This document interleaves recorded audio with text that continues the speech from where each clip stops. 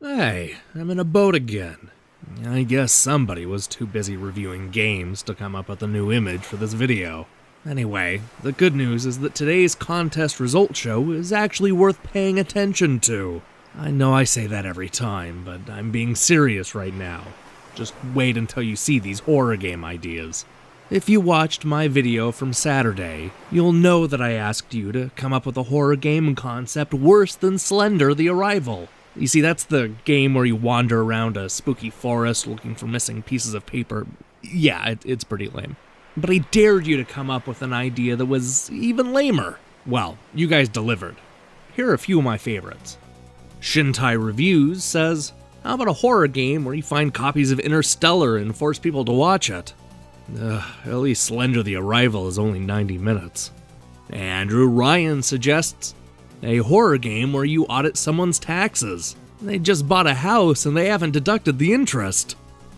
Oh, the horror. I still think it was a bad idea for TurboTax to add achievements. Christopher Hill says the horror game would be called Jamestown Plus, just like The Excellent Shooter. The thing is, after you buy it and boot it up, it would actually be Slender, the mediocre horror game. No refunds either. Scary. I dated a girl who was like that. Tempo Plus says, you really need to pay more attention to who's entering your house, man. One day it's going to be a hitman sent by Atari, and your last words will inadvertently be, oh, I didn't see you come in.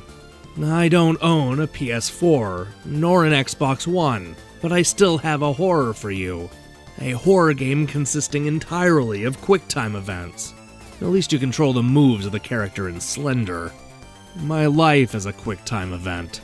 Just as a quick note, I really love that you play along, even though you aren't interested in the prize. Ideally, I hope that more people will join in like this from week to week. Just make a note of it, and I'll make sure that you don't get a code, but still get included in the contest. Anyway, moving on. Retro Kaiser says, the idea is called Slender 2, the sequel. The game has nothing to do with the original Slender, and is about a guy who walks in on his grandmother who is naked. The goal is to find mace to burn your eyes, but the catch is that it's after 9 p.m. and so the local mace store is closed. Now you must wait until dawn and try to fight off the horrors of seeing your grandmother in the nude. If you think about her leathery behind too much, you can go insane and kill yourself, or, even worse, find the images sexually satisfying. This game will be called Five Nights at Grandma's for the original Italian release. Did I mention the bad idea yet? The bad idea is a sequel to this, but it'll be the same idea but with a new cast split into two parts, just like the Butterfly Effect 2 and 3. The bad idea will be called Slender 2000, Tempest in Limbo. It will also star Pauly Shore. Wait, they made a sequel to Butterfly Effect? Ugh. Also, is it wrong that simply adding 2000 to the name makes me want to play Slender again? Matland says, basically you're trapped in a cycle of bad TV shows, and only survive one season while trying to avoid reality stars. That idea is even more depressing than last night's Better Call Saul. John K. comes up with this idea. Title, #YOLO Swag. A horror movie about being trapped inside a cell phone. The twist? It belongs to a 14-year-old who only communicates via emoji. The lead characters must survive the little tiny whales, banana peels, thumbs up, and the dreaded mic drop. How will the hero fare when the user breaks out the games? Can they survive the angriest of birds? Lead directors, Michael Bay and George Lucas.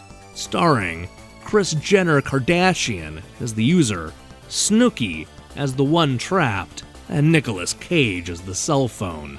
Worst horror movie ever. Okay, look, this is admittedly a great idea.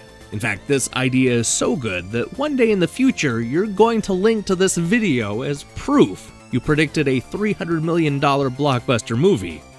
But this was a contest about coming up with a scary video game, not a movie. We did movies last week, so as much as I love this idea, I simply cannot give you the prize. But don't worry, the winner is Don't Judge My ADD, and it's also kinda nuts.